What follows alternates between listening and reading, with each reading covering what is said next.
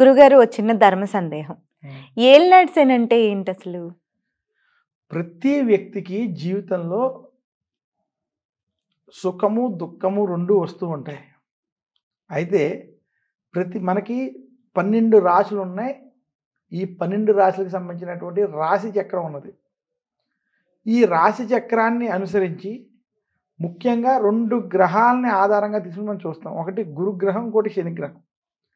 అందులో శనిగ్రహాన్ని తీసుకొని మనం చూసినట్లయితే శనిగ్రహం గనక కొన్ని ప్రత్యేక స్థానాల్లో ఉంటే ఆ స్థానం కొంచెం దోషముతో కూడున్నటువంటి స్థానం అవడం చేత ఆ స్థాన ప్రభావంలో శని కొంత ప్రతికూల ఫలితాలు, ఇబ్బంది పెట్టేటువంటి ఫలితాలు అధికంగా ఇస్తాడు. కాబట్టి ఆ స్థానాలలో కొన్ని స్థానాలకి ఏలినాటి శని, కొన్నిటికి అర్ధాష్టమ శని, కొన్నిటికి అష్టమ శని అని పేరు. ఇప్పుడు ఏలినాటి శని అంటే మనది రాశి, ఉదాహరణకి ఎవరిదైనా మేషరాశి అనుకుందాం. శని గనక మీనరాశిలో ఉంటే మేషరాశికి ఏలినాటి శని అంటే మనకున్నటువంటి 12, 1, 2 అంటే మేషరాశికి 12 ఏళ్ళు మీనం, శని మీనంలో ఉంటే మేషరాశికి ఏలినాటి శని ప్రారంభమైంది. అదే శని 12 మీనరాశిలో ఉండడం చేత మీనరాశికి అది జన్మ శని అయింది.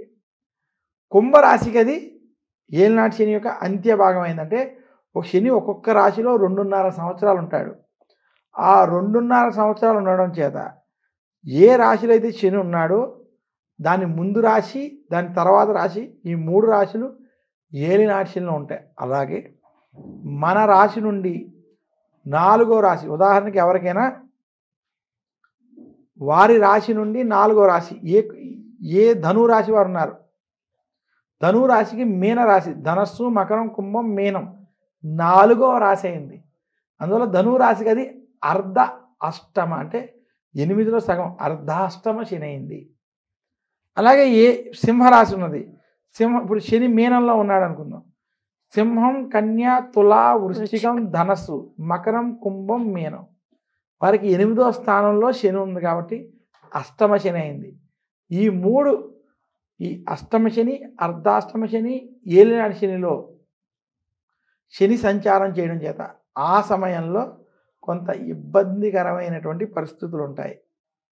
ఆ యొక్క పరిస్థితుల ప్రభావం ప్రకారం ఆ శనికి గనక శాంతులు, జపాలు, హోమాలు వంటివి చేసుకున్నట్లయితే వారికి సత్ఫలితాలు కలుగుతాయని శాస్త్రం తెలియజేస్తుంది. ధన్యవాదాలు. ధన్యవాదాలు.